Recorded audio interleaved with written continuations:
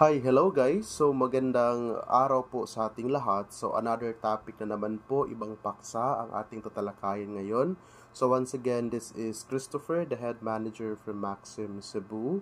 So if baguhan pa po kayo sa akin guys, I recommend you to follow or to subscribe para every time po na may update kayo is manonotify kayo. So if may mga kilala po kayong mga Maxim Riders, pwede nyo po silang i-invite or i-mention yung mga Facebook account nila sa comment section para ma-notify po sila. So our topic for now is all about requirements for priority. Okay? So I do apologize if I'll be focusing sa Cebu because I'm basically from Cebu, but of course, since this is national coverage, so I want to discuss also sa mga coverage din po sa ibang lugar. Okay guys, just to inform you that the main office of Maxim in the Philippines is Cebu, which is I am the head manager from the main office. At the same time, may mga branches na po tayo all over Philippines in which around 20 plus or 20 branches. So we have the same requirements, no? Pareho lang po yung mga requirements natin, guys. Kaso nga po, iba't iba yung rate. So kaya nga pakinggan nyo ako. If you are watching this video, guys, please comment kung taga saang city ka, at least ma-shout out ko kayo sa next video ko. Okay? So, tatalakayin ko muna yung dito sa Cebu sa main office. So, sa main office guys, regardless if you are priority or not priority, ang commission po natin is only 15%. That is the standard here in Cebu. However, if you committed some mistakes, violations, mga ganon, you are invited to the office because there are some complaint na hindi pa na-solve. Since nakausap namin si client, hindi pa po namin nakuha yung side mo because you are not reachable. Probably you are reachable but you're not answering call. So that is why you will be invited sa office for getting your side. So if you have your violations, if you are invited in the office, so ang commission ninyo guys is ma-25% automatically. So para bumalik yan siya sa 15%, need nyo po bumisita sa office para ma-clarify namin ang information and pag nasa office na po kayo is masosolve namin yung issue or concern. Alright? So again, sa Cebu City po yung commission natin guys, regardless if you are priority or hindi, it's only 15% commission and magto 25% lang po siya if and only if meron po kayong unsettled violation or you are invited to the office. Alright, and that is for the main office in Cebu. Sa branches na naman natin guys, sa ibang mga cities, yung commission nila guys is pag priority rider po kayo, meaning nakabili na kayo ng 3 gears, no? Pag nakabili na po kayo ng 3 gears, helmet, bag at saka jersey, naging priority kayo guys. So yung commission ninyo is only 15%. So pag dalawa lang uniform ang nabili nyo guys, is ang commission ninyo is 16%. If isa lang uniform ang nabili mo is only only one, yung commission ninyo is naging 17%. Pero pag baguhan ka pa talaga, hindi ka pa bumili ng uniform sa office, yung commission po ninyo is 18%. That is constant outside Cebu City branch. Cebu City main office. Sa mga branches is meron silang 15 pag 3 uniforms, 16 pag 2 uniforms, 17 pag 1 uniform, 18% pag wala pa talagang identity na you are Maxim in the other branch. And I hope nagkaintindihan tayo. And sa ibang branch po guys, every week po sila nagsasubmit ng picture, sindan sila ng notification to submit photo verification. So pag hindi sila magsisend, kahit priority sila, so for example ngayon, today is Saturday. So since Saturday ngayon, pag masindan sila ng information after 1 week, masindan sila ng photo verification, dapat magsisend na naman sila ulit na nabumabiyahe sila with their helmets, with their jersey or jacket and the bag. Kailangan sila mag-submit ng photo verification. Pag hindi sila makasubmit ng photo verification, automatic 18% yung commission nila. And pag mag-submit sila ng photo verification, tapos dalawang gears lang yung suot nila, like helmet and the jersey, walang bag, so automatically 16% commission sila.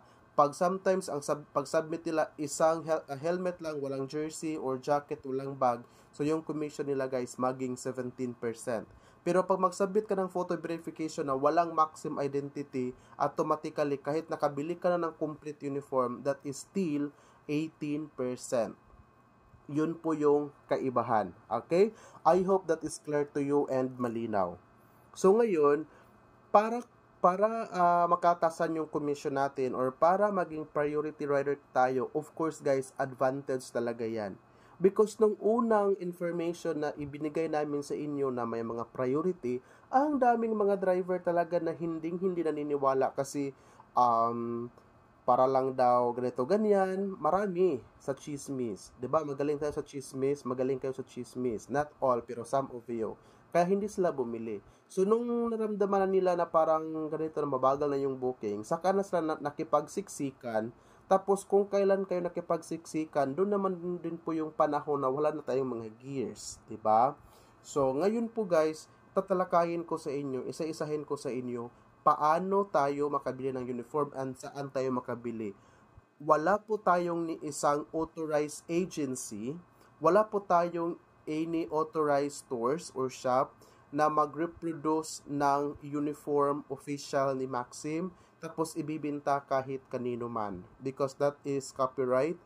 Pwede tayo yung makasuhan yan. So, lahat po para minomonitor namin kasi minsan yung mga uniforms ginagamit sa mga masasamang way, paraan. So, kaya nga po is ina-avoid namin na talagang sa office lang kasi yan yung official uniform and hindi pwedeng gamitin sa kahit ano-ano, no? Ngayon, may mga nakabili na ng uniform sa office for the sake na ma-priority sila, no?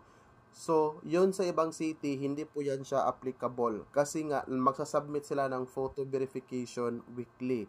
Dito sa Cebu, yes, kasi hindi pa namin talaga pina-comply dito sa Cebu kasi ayaw ko pa din po siyang mangyari.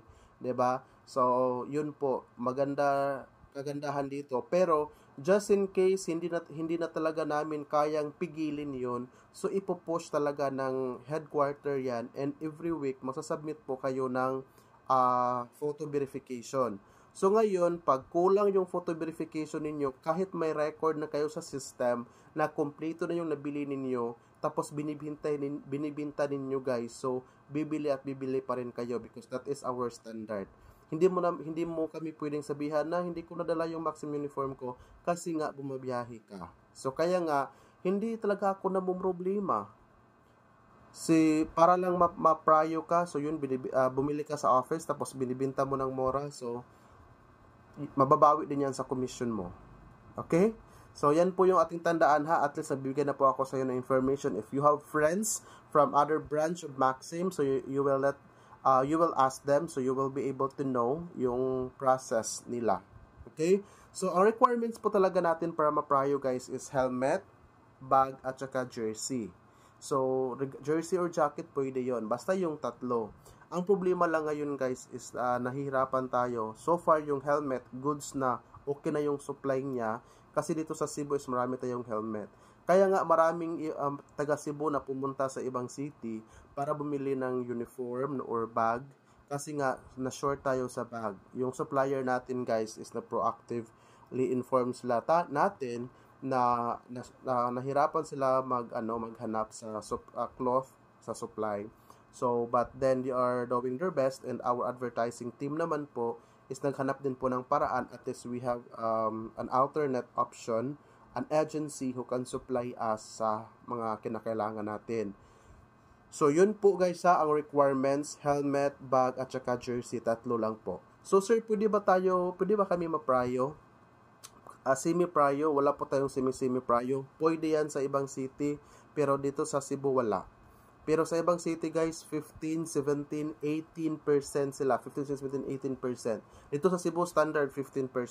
Okay? So, yan lang po guys. So, I hope nakaintindihan tayo. So, hindi po tayo pwede ma-pryo just in case may kulang pa tayo.